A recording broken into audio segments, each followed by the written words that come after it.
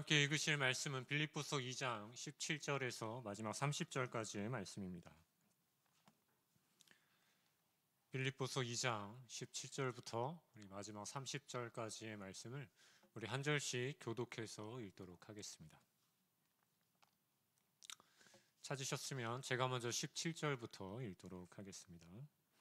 만일 너희 믿음의 재물과 섬김 위에 내가 나를 전제로 드릴지라도 나는 기뻐하고 너희 무리와 함께 기뻐하리니 내가 디모데를 속히 너희에게 보내기를 주 안에서 바람은 너희의 사정을 알므로 안위를 받으려 함이니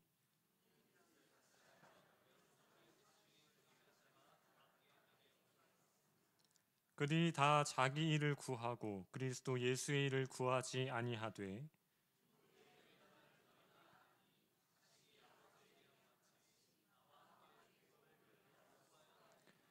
그러므로 내가 내 일이 어떻게 될지를 보아서 곧 이 사람을 보내기를 바라고 그러나 에바브로디도를 너희에게 보내는 것이 필요한 줄로 생각하노니 그는 나의 형제요 함께 수고하고 함께 군사된 자요 너희 사자로 내가 쓸 것을 돕는 자라.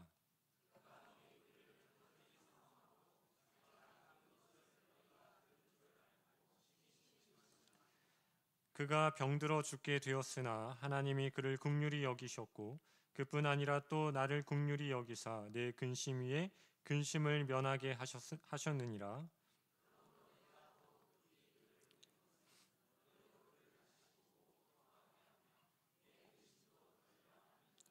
이러므로 너희가 주 안에서 모든 기쁨으로 그를 영접하고 또 이와 같은 자들을 존귀히 여기라. 그가 그리스도의 일을 위하여 죽기에 이르러도 자기 목숨을 돌보지 아니한 것은 나를 섬기는 너희의 일에 부족함을 채우려 함이니라. 아멘. 이 시간에는 복음에 합당한 삶의 실제라는 제목으로 함께 말씀 나누도록 하겠습니다. 우리 옆에 분들과 함께 인사 나누도록 하겠습니다. 가을이 조금씩 다가오고 있습니다. 우리 인사하겠습니다. 네. 여러분, 가을이 다가오면 우리가 해야 할 게 있죠. 무엇이죠?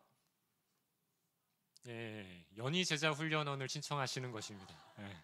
연희제자 훈련원을 통하여서 이 가을날 정말 복음 안에 말씀 안에 또 풍성한 열매를 맺는 그런 가을을 준비할 수 있는 우리 모든 성도님들 될 수 있기를 소망합니다. 예, 아멘을 안 하시네요.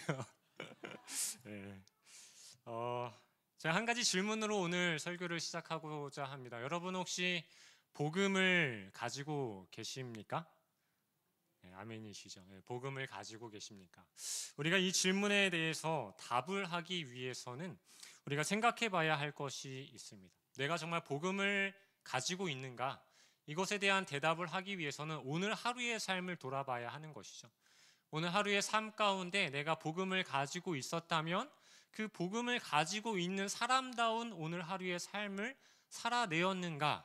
우리가 이것을 생각해 본다면 내가 오늘 복음을 소유한 자처럼 살아내었으니 나는 복음을 소유하였다 라고 대답할 수 있는 것이죠. 그런데 만약에 여러분 오늘 하루를 돌아보았을 때 내가 복음에 합당한 복음을 소유한 자처럼 살아내지 못한 것 같다 라고 생각한다면 우리는 이 시간 다시 한번 복음 앞에 우리의 삶을 점검해 볼 수 있어야 하는 것입니다. 여러분, 복음을 가지고 살아낸다. 우리는 그것을 오늘 설교의 제목처럼 복음에 합당한 삶을 살아낸다라고 말할 수 있을 것입니다. 그렇다면 복음에 합당한 삶, 복음을 가지고 살아내는 삶은 여러분 도대체 어떻게 살아가는 것이 복음에 합당한 삶을 살아내는 것이겠습니까? 저는 특별히 명품이라고 말할 만한 것을 가지고 있는 것은 없지만 여러분 만약에 여러분이 머리부터 발끝까지 아주 귀한 명품으로 다 두르고 있다라고 여러분 생각을 한번 해보십시오.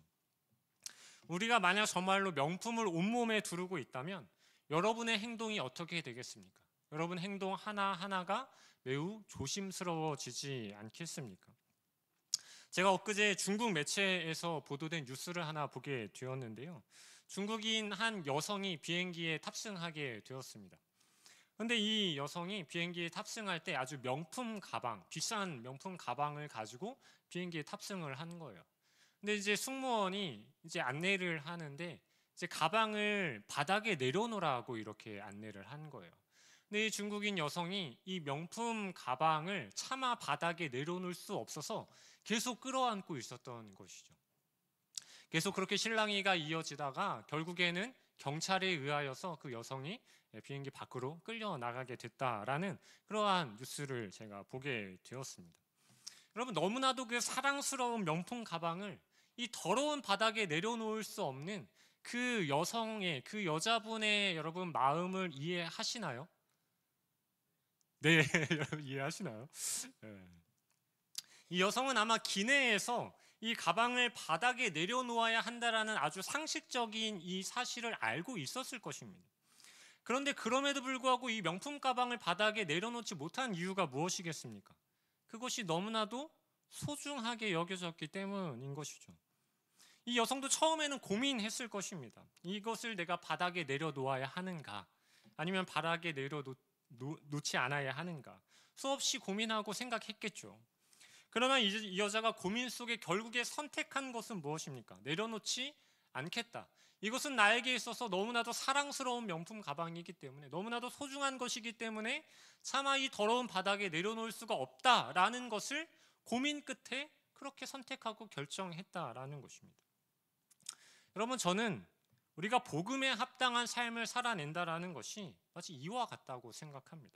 물론 비행기에서는 승무원의 말을 잘 따라야 하지만 여러분, 이런 것입니다. 내가 복음을 가지고 있다면 그 복음이 나에게 있어서 너무나도 소중해서 내가 무엇인가를 선택하거나 내가 무엇인가를 행동할 때에 그 삶을 잠시 멈추게 되는 것, 내가 무엇인가를 하고자 할 때에 다시 한번 내 삶을 그 자리에서 멈춰서 고민하고 이것이 과연 복음에 합당한 나의 행동인가, 이것이 과연 복음에 합당한 나의 선택인가를 내 삶을 다시 멈춰서 고민하는 것, 여러분, 저는 이것이 복음에 합당한 삶의 시작이라고 생각합니다.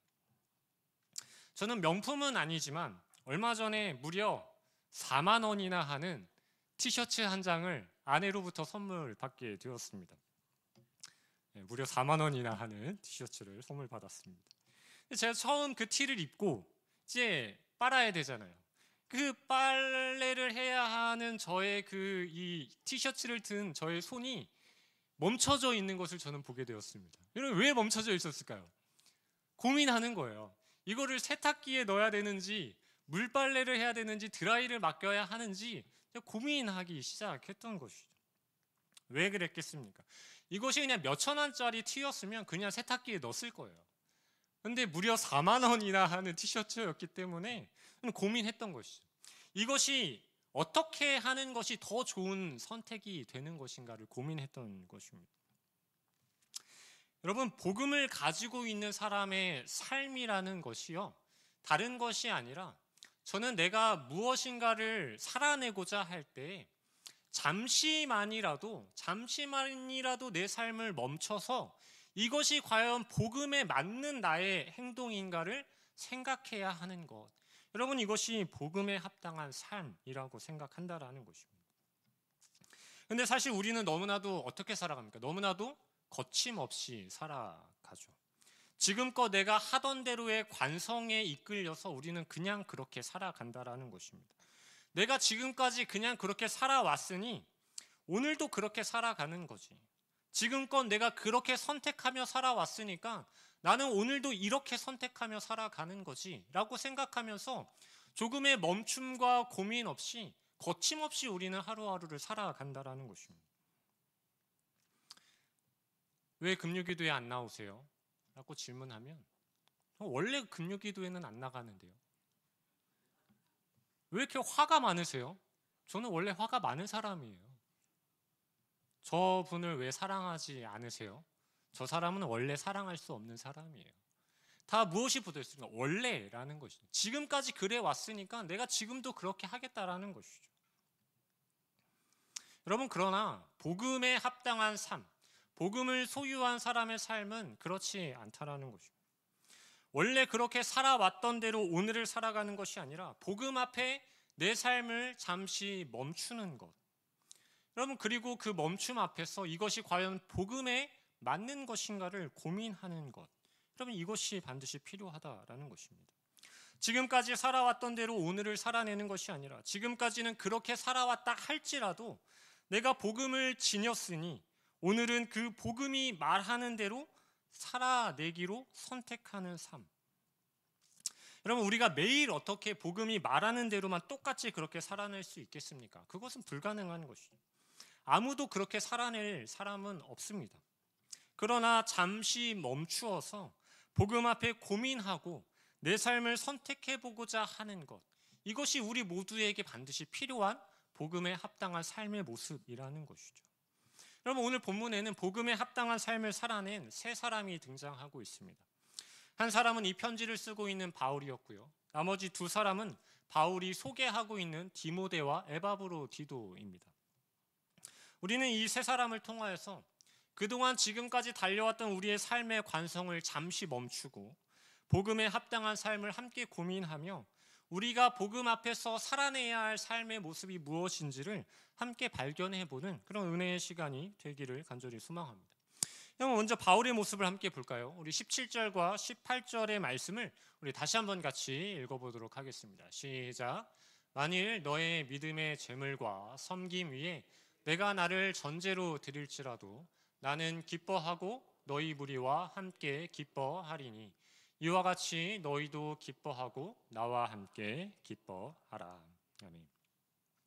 바울은 빌립보 성도들을 위하여서 나를 전제로 드릴지라도 나는 기뻐할 것이다 라고 이렇게 말합니다. 여러분, 전제가 무엇입니까? 구약의 제사에서 포도주를 그 제물에 온전히 쏟아붓는 행위가 바로 전제입니다. 그러니까 바울이 말하는 나를 전제로 드린다라는 것은 바울 자신의 그 생명까지도 포도주처럼 너희를 위하여 쏟아 부어져도 나는 괜찮다라는 것입니다. 아니, 오히려 나는 기쁘다라고 바울은 이렇게 말하고 있다라는 것입니다. 여러분, 저는 목회자로서 이 바울의 나를 전제와 같이 드릴지라도 나는 기뻐하겠다라는 이 고백이 상당히 부담스럽습니다. 우리가 예수님처럼 바울처럼 그렇게 살아가기를 소원하지만, 그렇게 복음에 힘입어서 살기를 소원하지만, 바울과 같이 나의 모든 것을, 나의 생명까지도 성도와 교회를 위해서 쏟아붓는다, 이러한 사역을 감당해야 한다, 이것이 나에게 기쁨이 되어진다, 이렇게 나는 자신 있게 고백할 수 없기 때문인 것이죠. 그러나 문제가 무엇이냐면, 오늘 저는 이 설교를 통하여서 우리가 함께 그러한 삶을 살아내자라고 말해야 한다라는 것이 문제입니다. 저와 여러분이 과연 전제와 같이 나를 누군가를 위해서 쏟아붓는 삶을 우리가 과연 살 수 있을까요? 우리가 함께 그렇게 살아냅시다라고 다른 이들에게 담대하게 선포할 수 있을까요? 아마 그렇게 말하는 것은 결코 쉽지 않을 것입니다. 왜입니까? 우리는 그동안 이미 살아온 삶의 방식이 있기 때문입니다. 우리의 삶은 늘 나의 것을 남에게 쏟아부어 흘려보내기보다 반대로 오히려 남의 것을 취해서라도 나를 채우는 삶의 방식을 취하였기 때문입니다. 대학을 다니면서 아르바이트를 해야 하고 직장을 다니면서도 투잡을 해야만 하는 그런 사회를 우리가 살아가면서 우리는 쏟아내 보내기보다 더 채우는 것을, 그것에 우리의 마음을 더 기울이며 살아오고 있기 때문입니다. 이것은 어쩌면 우리가 살아가고 있는 이 시대가 그렇게 살라고 강요하는 것일지도 모르겠습니다. 엄청난 수익을 자랑하는 유튜버들을 보면서 유튜버가 장래 희망 1위가 되었던 우리의 자녀들의 삶, 삼성전자에 다니던 한 직장인이 5천만 원으로 400억을 넘게 벌었다는 기사를 보면서 박탈감을 느끼던 20, 30대의 젊은이들, 남을 위해서 나의 것을 흘려보내기보다 나를 위해 더 가지고 모으고 쌓아가는 삶을 살라고 강요하는 이 시대가 만들어내는 그러한 세상적인 가치관을 가지고서 우리가 오늘 본문의 바울처럼 빌립보 성도들을 위하여서 전제와 같이 나의 생명까지도 쏟아붓는 것이 나에게 기쁨이다 라고 말하는 바울의 이 가치관을 우리는 결코 이해할 수 없다라는 것입니다. 그러나 사랑하는 성도 여러분, 우리가 복음에 합당한 삶을 살아내기 위하여서 우리가 다른 세상 사람들은 몰라도 세상 사람들은 다 이해하지 못한다 할지라도 하나님의 자녀로 오늘을 살아가는 우리는 이 바울의 고백을 이해할 수 있어야 합니다. 왜냐하면 이것이 복음으로 하나님의 나라를 소망하며 살아가는 우리가 지녀야 할 삶의 자세이기 때문이죠. 그러면 하나님 나라의 삶의 원리가 무엇입니까? 방금 앞서 말씀드렸던 이 세상 나라의 삶의 원리는 나를 더 채우고 나의 것을 더 쌓아가고 나의 만족을 위하여서 더 열심히 노력하는 것이 이 세상의 삶의 원리라면 하나님 나라의 삶의 원리는 그 반대인 것이죠. 오히려 나의 것을 더 비워내는 것. 이것이 바로 하나님 나라의 삶의 원리라는 것입니다. 그 삶의 원리를 가장 먼저 보여주신 분이 바로 예수 그리스도이셨습니다. 저와 여러분을 위하여서 자기를 비워내신 분이 바로 예수님 아니셨습니까? 다른 것을 위해서가 아니라 바로 죄인이었던 저와 여러분을 위하여서 예수님 스스로가 예수님의 모든 것을 다 비워내셨다라는 말입니다. 종의 형체를 가지시기까지 자신을 비워내셨고 십자가의 지심으로 죽으시기까지 자신을 내어주셨다라는 것입니다. 그로 인하여서 주를 나의 주님이라고 고백하는 자들에게 구원을 주신 것이죠. 우리를 채우시기 위해 예수님은 자신을 가장 밑바닥까지 다 비워내셨다라는 것입니다. 여러분, 이것이 예수님의 삶의 원리였습니다. 곧 그것이 하나님 나라의 삶의 원리이기도 하는 것이죠. 예수님께서 우리에게 보여주신 전제와 같은 그 삶의 원리가 바로 이러한 모습이었다라는 것입니다. 바울이 자신을 전제와 같이 내어드릴지라도 기뻐하고 또 기뻐한다라고 이렇게 말할 수 있었던 단 한 가지의 이유는 예수님께서 먼저 그렇게 하셨기 때문이었습니다. 자신을 비우고 자신의 것을 전제로 드리는 그 삶의 원리가 하나님이 통치하시는 하나님 나라에서만큼은 가장 위대하고 가장 영광스러운 삶의 원리라는 사실을 바울은 알고 있었기 때문이죠.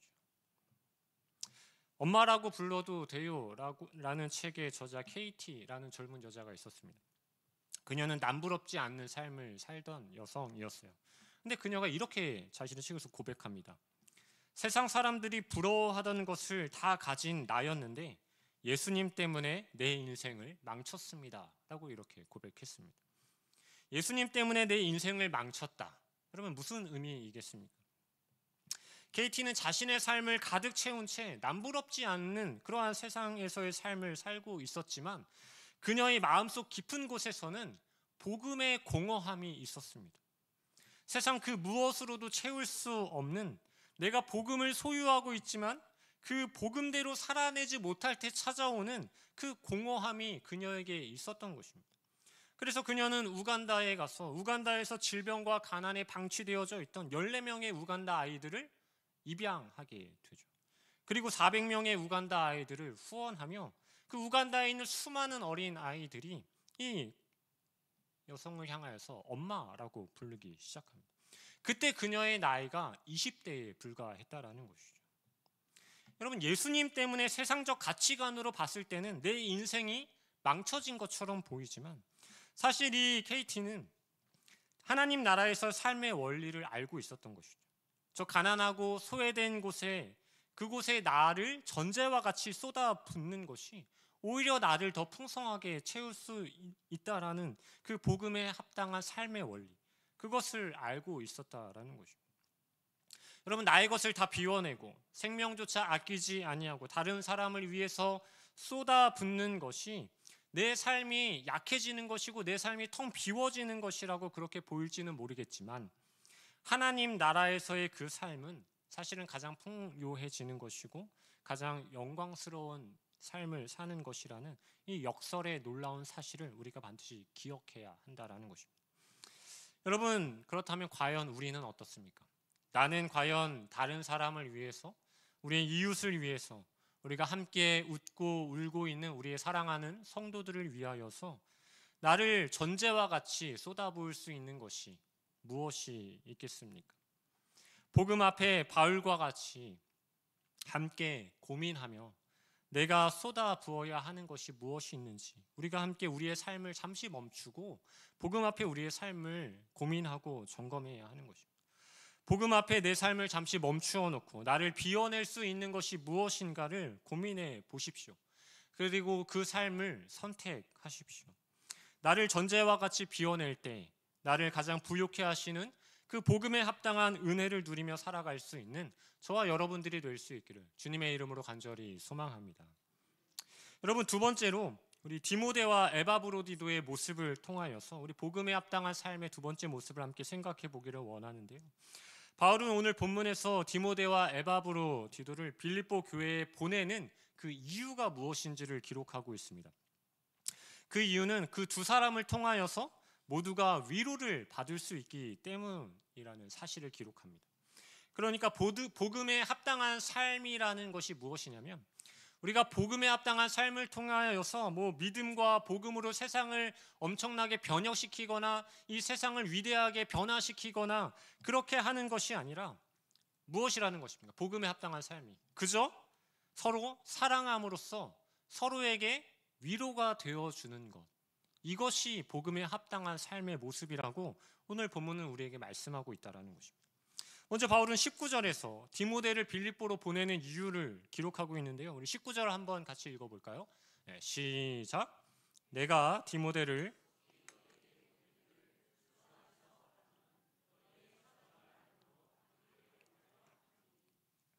바울은 디모데를 빌립보 교회로 보내기를 원하고 있습니다. 왜냐하면 안위를 받으려 함이니라고 이렇게 말하죠. 바울은 디모데를 빌립보 교인에게 보내면서 감옥에 갇혀 있는 자신을 떠올리며 근심하고 있는 그 빌립보 교회 성도들에게 나는 잘 있다. 나 때문에 너무 걱정하고 염려하지 말라라는 이러한 위로의 말을 디모데를 통하여서 전하고 싶었던 것입니다.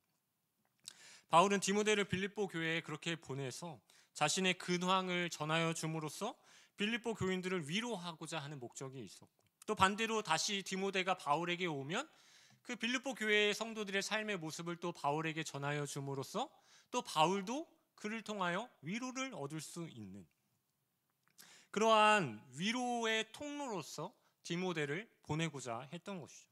그러니까 디모데는 복음 앞에서 모두의 위로자로서의 사역을 감당해야 했던 것입니다. 두 번째, 에바브로디도를 보내는 이유는 28절에 기록되어져 있는데요. 우리 28절도 함께 읽어볼까요? 시작. 그러므로 내가 더욱 급히 그를 보낸 것은 너희로 그를 다시 보고 기뻐하게 하며 내 근심도 덜려 함이니라. 에바브로디도가 정확하게는 어떠한 병에 걸렸는지는 알 수 없지만 다른 서신들을 보면 매우 심각한 병에 걸려서 죽게 되었을 때 바울은 그것이 자신에게 아주 큰 근심이 된다라고 이렇게 고백합니다. 그런데 에바브로디도가 병들어 죽어간다는 소식을 빌립보 성도들도 듣게 되었죠. 그러니까 서로가 함께 다 그 근심 가운데 깊이 빠져 있었던 것입니다. 그런데 하나님께서 에바브로디도에게 긍휼을 베풀어 주시어서 에바브로디도를 하나님께서 살려주시게 됩니다. 그 병이 낫게 하셨어요. 따라서 바울의 근심이 사라지게 된 것이죠. 그러니까 바울은 하루라도 빨리 이 기쁜 소식을 이 빌립보 성도들에게 전해주기를 원했던 것입니다.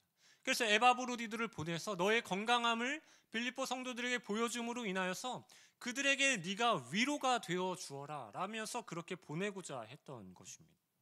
그러니까 보내는 바울이나 보냄을 받는 디모데나 에바브로디도 또 이 두 사람을 맞이하게 될 빌립보 교회의 성도들, 그들이 모두가 서로가 서로에게 다 무엇이 되는 것입니까? 서로가 서로에게 다 위로가 되어 주고 있는 그 모습을 우리가 보게 되는 것입니다.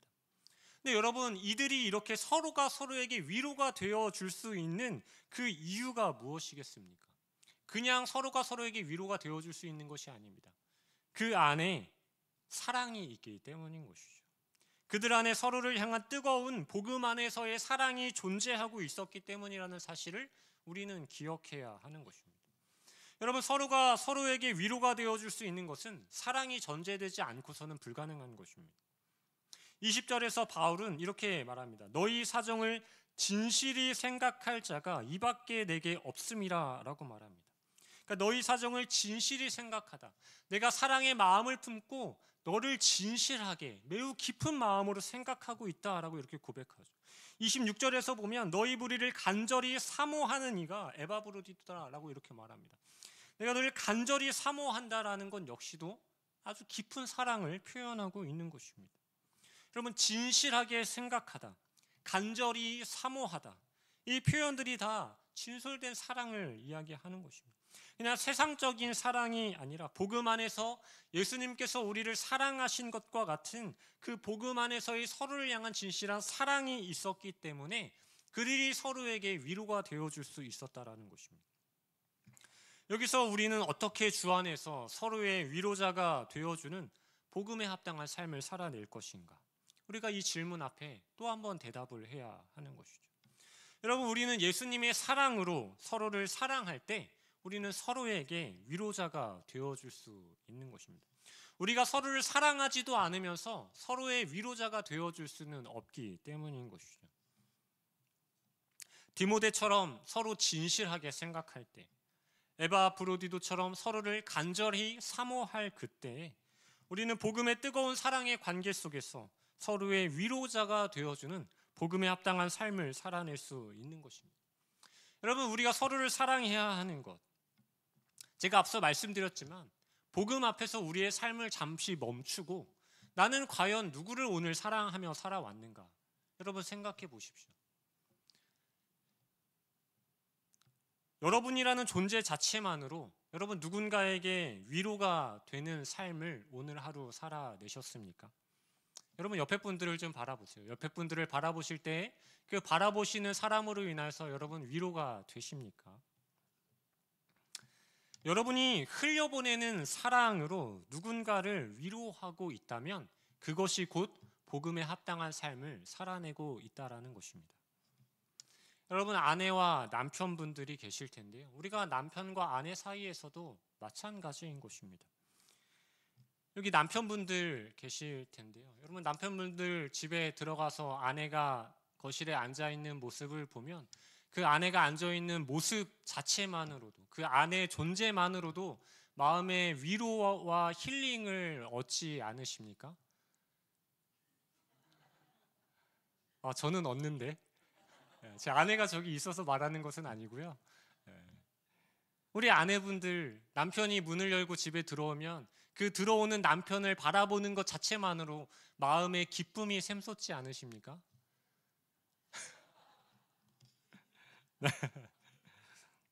여러분, 이런 아내와 남편은 존재하지 않는다고 생각하고 계시죠? 천국에서나 가능한 일이다 이렇게 생각하실 것 같은데, 여러분, 어쩌면 이렇게 말할지도 모르겠어요. 우리가 결혼한 지 몇 년이 지났는데, 여러분, 몇 년이 지난 것이 중요한 것이 아니죠. 지금까지 그렇게 살아왔다 할지라도 복음 앞에서 잠시 멈추어 다시 고민해야 하는 것입니다. 결혼한 지 30년이 지나고 40년이 지났어도, 수십 년 동안 그렇게 살아왔어도 잠시 멈추어서 생각해야 하는 것이죠. 왜입니까? 우리 안에 무엇이 있기 때문이죠? 우리 안에 복음이 있기 때문입니다. 우리 안에 복음이 있다면 그 복음 앞에서 우리의 삶을 잠시 멈추어 사랑하기로, 내가 위로자가 되어주기로 다시 한번 선택하고 결단해야 하는 것이죠. 지금까지는 그렇게 살아왔다 할지라도 내가 복음 앞에서 진실로 아내를, 남편을, 자녀들을, 성도들을 그렇게 사랑하고 있는가? 그렇게 위로자로서의 존재로 나의 사랑을 흘려보내고 있는가? 우리가 살아가는 시대를 생각해 보면 우리는 누군가에게 사랑의 위로자가 되어주기보다 누군가와 계속 경쟁하고 싸우며 살아가야 하는 그런 시대를 살아가고 있는 것이 사실입니다. 교회가 교회와 함께 경쟁하고, 성도가 성도끼리 경쟁하고, 사랑하는 친구들과 끊임없이 경쟁하는 그런 시대를 우리는 살아가고 있죠. 그러나 복음 앞에 우리는 그 경쟁마저도 잠시 멈추어야 합니다. 우리는 그것을 잠시 멈추고 예수님께서 나의 위로자가 되어 주셨듯이 우리도 경쟁자가 아닌 서로의 위로자가 되어 주어야 하는 것이죠. 사랑하는 성도 여러분, 예수님께서 인간의 몸을 입고 이 땅에 오셔서 수많은 사람들을 만나시고 그들을 어떻게 하셨습니까? 그들에게 다가가셔서 말씀으로 그들을 위로하시고 그들을 어루만지시며 위로하시고 그들에게 가까이 다가가시며 위로하셨습니다. 누구에게 그렇게 하셨습니까? 세리에게 그렇게 하셨고 죄인에게 그렇게 하셨고 가난하고 소외된 자들에게 그렇게 하셨습니다. 그리고 또 저와 여러분에게 그렇게 하셨습니다. 우리는 모두 예수님의 사랑과 위로를 통해 복음을 소유하게 된 사람들입니다. 따라서 우리는 우리의 삶의 관성과 세상의 풍조에서 우리의 삶을 멈추고 이제는 진실한 생각과 간절한 사모함으로 서로를 사랑하며 예수님처럼 또 디모데와 에바브로디도처럼 그렇게 서로의 뜨거운 사랑의 관계 속에 위로자가 되어주는 그러한 복음에 합당한 삶을 살아낼 수 있는 우리 모든 성도님들의 삶이 되기를 주님의 이름으로 간절히 소망합니다. 저는 이 자리에 모인 우리 모두가 서로의 존재만으로도 그 안에 넘치는 사랑으로 서로에게 위로를 얻고 또 위로를 줄 수 있는 그 복음에 합당한 삶을 우리가 함께 살아냄을 통하여서 우리가 우리 안에 주어져 있는 참된 기쁨 회복해 갈 수 있는 우리 연희교회가 되어질 수 있기를 주님의 이름으로 간절히 소망합니다. 여러분은 복음이라는 명품을 지닌 예수를 믿는 성도입니다. 여러분은 복음을 소유하며 세상을 살아가고 있다면 여러분이 무엇을 선택하거나 어떠한 행동을 할 때에 또 누군가를 대하며 또 누군가와 함께 살아갈 때에 여러분은 잠시 멈추어서 생각할 수 있어야 합니다. 내가 말하는 이 한마디가 복음에 합당한 언어인가? 내가 선택하는 이 결정이 과연 복음에 합당한 결정인가? 내가 지금 하려고 하는 이 행동이 과연 복음에 합당한 행동인가? 여러분의 삶을 복음 앞에 잠시 멈추고 고민하십시오. 그 잠깐의 멈춤을 통해 복음에 합당한 삶을 우리는 살아낼 수 있게 될 것입니다. 여러분, 나를 전제로 드리는 삶, 누군가의 위로가 되어주는 삶, 그 아름다운 복음에 합당한 삶을 우리가 함께 살아낼 수 있는 우리 모든 성도님들의 평생의 삶이 되기를 주님의 이름으로 간절히 축복합니다.